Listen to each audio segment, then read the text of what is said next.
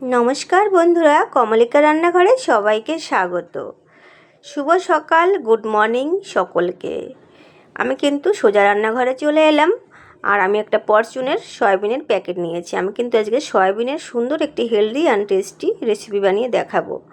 আর এখানে একটা মিডিয়াম সাইজের পেঁপে নিয়েছি। আমি কিন্তু সয়াবিনগুলো গরম জলে ভিজিয়ে দিয়েছি অলরেডি। আর এখানে কিন্তু ছোলার ডাল নিয়েছি 100 গ্রাম মতো। এই ডালটা কিন্তু কাল রাতে ভিজিয়ে রেখেছিলাম, সুন্দরভাবে কিন্তু ভিজে গেছে, ফুলে উঠেছে ডালগুলো। এবার আমি ডালটাকে সিদ্ধ বসিয়ে দিলাম। আর এবার একদম ঢিমু আজে কিন্তু ওটাকে সিদ্ধ করে নেব। এখানে আমি আধা পেঁপে ডুমো ডুমো করে আলুর সঙ্গে একই সঙ্গে কিন্তু কেটে নিচ্ছি। তো প্রতিদিনের মতো আমার পুরনো যারা বন্ধু রয়েছেন তাদেরকে অসংখ্য অসংখ্য ধন্যবাদ আমার পাশে থাকার জন্য, আমার সাথে থাকার জন্য। আর যারা এখনও আমার চ্যানেলটি সাবস্ক্রাইব করেননি তাদের কাছে রিকোয়েস্ট, তারা আমার চ্যানেলটি সাবস্ক্রাইব করে আমার পাশে থাকবেন। অবশ্যই কমেন্ট করে জানাবেন আমার রান্নাবান্নাগুলো কেমন লাগে। আমার কিন্তু এবার সমস্ত পেঁপে আলু কাটা হয়ে গেছে। এবার আমি কি করব, এবার আমি কিছু মশলা করে নেব। মশলার মধ্যে আছে জিরে আর আদা। ব্যাস এই দুটো উপকরণেই বলতে পারেন এই রান্নাটা কিন্তু আমি মজাদার করে তুলব। এখানে আমি মিহি করে বেটে নিচ্ছি। রেগুলারের মতোই আমি কিন্তু শিলে বাটতে পছন্দ করি। যারা আমার ভিডিও ফলো করেন তারা অবশ্যই জানবেন। আর এখানে ভালোভাবে কিন্তু আমি মিহি করে বেটে নেব। তাতে করে কিন্তু তরকারির স্বাদ কিন্তু হবে অপূর্ব। আর হাতে শিলে বাটার তরকারি তো খেতে ভালো হয়, সবাই জানেন। তো আমি অভ্যস্ত শিলে বাটতে, তাই আমি বেটে নিচ্ছি। আদাটাও কিন্তু এর সঙ্গে একই সঙ্গে বেটে নেব। তো কথা বলতে বলতে আমার কিন্তু আদা আর জিরেটা বাটা হয়ে গেছে। এবার কিন্তু আমি এখানে সয়াবিনগুলো ছিল না ভিজানো, ভালো ভিজে গেছে। এবার আমি 2-3 বার ভালো করে কষলে কষলে ধুয়ে তারপরে হাতে জোর করে করে চেপে চেপে কিন্তু আমি জলটা ঝরিয়ে নিলাম। এবার আমি ওই সয়াবিনটায় কী করব না, একটু হলুদ আর নুন মেখে নিচ্ছি। এইবার একটা কালো ননস্টিকের প্যান বসিয়ে দিয়েছি, ওতে দিয়েছি কিছুটা পরিমাণ সাদা তেল। এবার আমি সয়াবিনটা কিন্তু ওই প্যানেই ভেজে নেব, কেননা সিলভারের কড়াইতে আমি রান্না করি, তো ওটা অনেক সময় ভাজতে গেলে না লেগে যায়। সে কারণে আমি এই প্যানে ভালো করে ভেজে নিয়ে তারপরে কিন্তু তরকারিটা বানাবো কিন্তু ওই সিলভারের কড়াতে। তো বন্ধুরা, যারা এখনও সয়াবিন এইভাবে রান্না করে খাননি, একবার এভাবে ট্রাই করতে পারেন। ভীষণ ভালো লাগে, রুটি, পরোটা, ভাত সমস্ত কিছুর সঙ্গে কিন্তু ভীষণ ভালো লাগে। তো আমার কিন্তু সয়াবিনটা ভাজা হয়ে গেছে। এবার একটা কড়া বসিয়ে দিয়ে তাতে কিছুটা সাদা তেল দিয়ে দিয়েছি। এবার আমি আলু আর পেঁপেটা একসঙ্গেই কিন্তু এইভাবে ভেজে নেব। আর আলুতে না আমি একদম নুন হলুদ কিছুই দিচ্ছি না, যেহেতু আমি পরে নুন হলুদ দেব সে কারণে। তো আমার কিন্তু পেঁপে আর আলুটা ভাজা হয়ে গেছে। এবার আমি কি করব, এই সয়াবিনের মধ্যেই কিন্তু তুলে নিচ্ছি। তো বন্ধুরা, আমি এই রান্নায় কিন্তু কোনো টমেটো ব্যবহার করব না। আপনাদের যদি কারো মনে হয় অবশ্যই করতে পারেন। এবার আমি কি করব, পরে কড়ার ভিতরে একটুখানি সর্ষের তেল দিয়ে দেব। আমি এতক্ষণ কিন্তু সাদা তেলেই রান্না করছিলাম।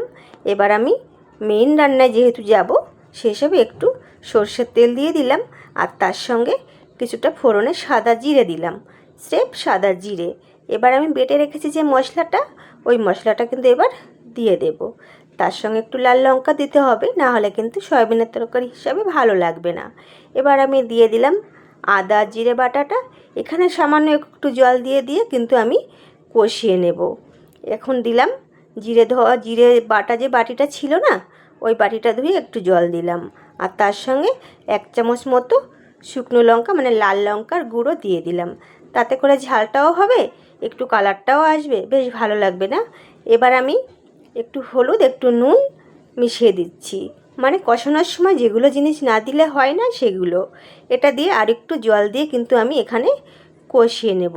যেহেতু পেঁয়াজ রসুনের বালাই নেই, তাতে করে খুব বেশি কষানোর দরকার নেই। গন্ধ বাতাস তো খুব একটা থাকবে না। আর বিশেষ করে আদা জিরে দিয়ে না খুব বেশি কষাতে নেই, তাহলে আদা জিরের যে একটা ফ্লেভার থাকে না, ওটা কিন্তু চলে যায়। এবার কষানো হয়ে গেছে, আমি কিন্তু সয়াবিন আলু পেঁপেটা তুলে দিলাম। তারপরে কিন্তু এই ছোলার ডালটাও দিয়ে দিচ্ছি। দিয়ে একবারে কিন্তু আমি এবার 5-7 মিনিট ধরে কিন্তু কষিয়ে নেব। আর ডালটা দেওয়াতে এত ভালো একটা সেন্ট বেরাচ্ছে না, যেহেতু ছোলার ডাল সিদ্ধ হয়ে গেলে না একটা সুন্দর একটা ফ্লেভার বেরোয়। আর তারপরে মশলাই পড়েছে, তো তাতে করে খুব সুন্দর একটা ফ্লেভার বেরাচ্ছে। তো বন্ধুরা, এখন কিন্তু আমি আস্তে আস্তে ঢাকা চাপা দিয়ে দিয়ে এইভাবে কিছুক্ষণ আমি মশলাটাকে কষিয়ে নিলাম সমস্ত উপকরণ দিয়ে। মশলাপাতি, সয়াবিন, আলু, পেঁপে, ছোলার ডাল সমস্ত কিছু কিন্তু মিলেমিশে একদম একাকার হয়ে গেছে। এবার আমি এপাশে জল গরম বসিয়ে দিয়েছিলাম, আমি কিন্তু সেই জলটা দিয়ে দিলাম।